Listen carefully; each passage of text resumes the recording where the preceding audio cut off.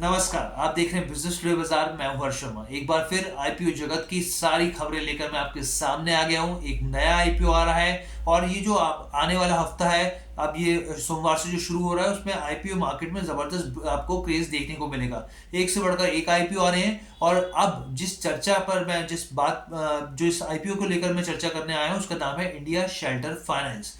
जी हाँ, India shelter finance का IPO आ रहा है और इसको ग्रे मार्केट में भी जबरदस्त रिस्पांस मिल रहा है। क्या ग्रे मार्केट में इसकी स्थिति है, जीएमपी को लेकर क्या है इसका जो ग्रे मार्केट प्राइस है, वो मैं आपको बताऊंगा। इसके साथ ही कंपनी करती क्या है, इसकी पीयर्स कंपनी के सामने इसकी क्या स्थिति है। इसके अलावा आईपीओ से जुड़े जो भी आपके सवाल है, प्राइस बैंड से लेके एक लॉट कितने का होगा, कैसे निवेशक इसमें ट्राई कर सकता है, तमाम सवालों के आपको जवाब मिलेंगे। बस आपको करना इतना होगा कि हमारे चैनल बिजनेस टुडे बाजार को लाइक शेयर सब्सक्राइब करना होगा। तो चलिए शुरुआत करते हैं। तो देखिए, इंडिया शेल्टर फाइनेंस, जैसे कि हम नाम से सुन रहे हैं, तो इसका काम बेसिकली क्या है, शेल्टर के जरिए शेल्टर जो लोग चाहते हैं उनको फाइनेंस देना। जी हाँ, यानी कि ये जो है होम लोन प्रोवाइड करती है।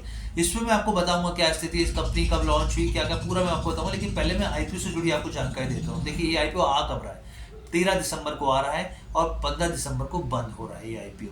ठीक है, ये चीज़ क्लियर हो गई। अब प्राइस बैंड क्या है, तो प्राइस बैंड में आपको बता दूं कि 469 से लेकर 493 प्रति शेयर प्राइस बैंड होगा इसका। इसके अलावा प्राइस इशू क्या है, देखिए कंपनी इस आईपीओ के जरिए करीब 1200 करोड़ रुपए जुटाने की योजना बना रही है। एक अलॉट कितना होगा, तो एक लॉट की बात करो 30 शेयर्स आएंगे और 30 शेयर्स के लिए निवेशक को करीब 14,790 रुपए जुटाने होंगे, यानी 14,790 रुपए आपके ब्लॉक हो जाएंगे। अगर आपका आईपीओ आ जाएगा तो उसमें आपका अगर नंबर आ जाएगा तो ऑब्वियस सी बात है वो आपके पोर्टफोलियो में नजर आएंगे। जो रिटेल निवेशकों की कितनी हिस्सेदारी है, 35% की, यानी अच्छी खासी हिस्सेदारी यहाँ पे दिखाई गई है। 35% काफ़ी होता है। अब ये आपको स्टॉक्स मिल कब से का शेयर अलॉटमेंट कब तक हो सकता है, तो 18 दिसंबर तक की इस तरह की खबरें निकल के रही हैं। 18 दिसंबर को शेयर अलॉटमेंट हो जाएगा। अब कंपनी को लेकर मैं बात करता हूँ, कंपनी को लेकर समझाता हूँ कि उनका बिजनेस मॉडल क्या है। तो शेल्टर इंडिया शेल्टर फाइनेंस जो है वो बेसिकली साफ तौर पे है कि भाई होम लोन प्रोवाइड करती है। इनका लोन टिकट साइज कितना बड़ा है, 5 लाख से 50 लाख तक का है। 20 साल तक के लिए ये लोग लोन देते हैं। अगर लोन डिस्बर्समेंट की बात की जाए कि कितना लोन अब तक के डिस्बर्स कर चुके, तो 5,500 करोड़ ये लोग अब तक लोन बांट चुके हैं यहाँ पर। अब इसकी पीयर कंपनीज कौन सी है, तो पीयर कंपनीज की बात करें, एलआईसी हाउसिंग हो गई, हुडको हो गई, पीएनबी हाउसिंग हो गई, तमाम इस तरह की कंपनियां हैं जिन्होंने जब इनकी लिस्टिंग हुई थी तो अच्छे खासे प्रीमियम पे लिस्टिंग हुई थी। ये कंपनियां आज के दौर में जिस तरीके से प्रॉपर्टी बाजार काफ़ी गर्म है, होम लोन की काफ़ी डिमांड है, लगातार प्रीमियम हाउसिंग बढ़ रहे हैं, उस हिसाब से ये कंपनी जो है काफ़ी अट्रैक्टिव यहाँ पर दिखती है यहाँ पर। अब इसके फंडामेंटल्स की बात कर लेते हैं, फाइनेंशियल्स की बात कर लेते हैं, उसके बाद मैं आपको बताऊंगा कि भाई इसका ग्रे मार्केट में क्या स्थिति चल रही है, प्रोमोटर की क्या हिस्सेदारी। तो देखिए, सबसे पहले मैं आपके इसके रेवेन्यू की बात कर लेते हैं। तो रेवेन्यू को 2021 से लेके मैं आपको हर एक साल के हिसाब से बताऊंगा कि भाई क्या स्थिति है, और FY24 H1 के हिसाब से कि 2 क्वार्टर में क्या स्थिति वो भी बताऊंगा। तो अगर आप 2021 की बात करें तो इसका जो रेवेन्यू था 316 करोड़ था। 2022 में बढ़कर 447 करोड़ हो गया, यानी बड़ा है यहाँ पर। 2023 की बात करें तो 584 करोड़ रुपए हो गया, यानी साल दर साल वाई ऑन वाई बेसिस पर ग्रोथ देखने को मिल रहा है। और FY24 H1 के हिसाब से 2 क्वार्टर के हिसाब से देखें तो अभी ये 384 करोड़ रुपए हो गया है, यानी कि ये अब जो है इस साल अगर देखा जाए तो पूरा अच्छा खासा इसमें बढ़ोतरी देखने को मिल सकती है। नेट इनकम की बात कर लेते हैं, नेट इनकम के मोर्चे पे क्या स्थिति है।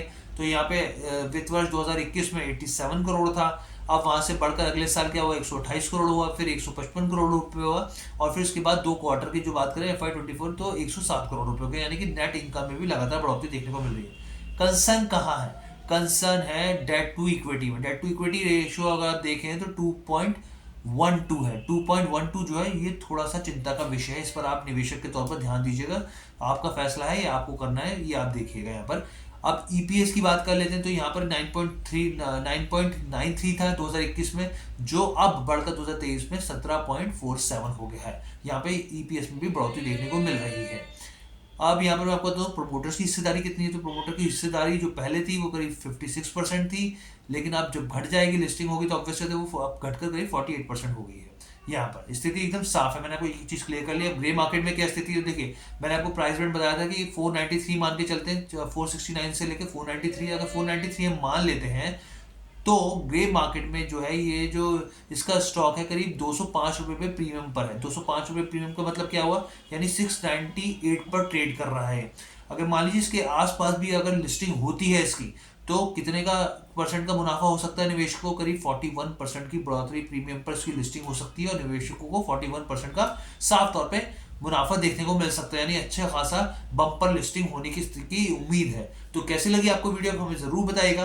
बिजनेस टुडे बाजार के साथ जुड़ने के लिए आपका बहुत बहुत धन्यवाद। और हाँ, हमारी कोई भी यहाँ पे व्यक्तिगत राय नहीं है, हम सिर्फ आपको ज्ञान देते हैं, चीजें बताते हैं कि भाई ये खबरें हैं, फैसला आपका होता है और आपके वित्तीय सलाहकार का होता है, इसलिए उनकी राय लीजिए और अपने पैसे को निवेश कीजिए। बहुत बहुत धन्यवाद।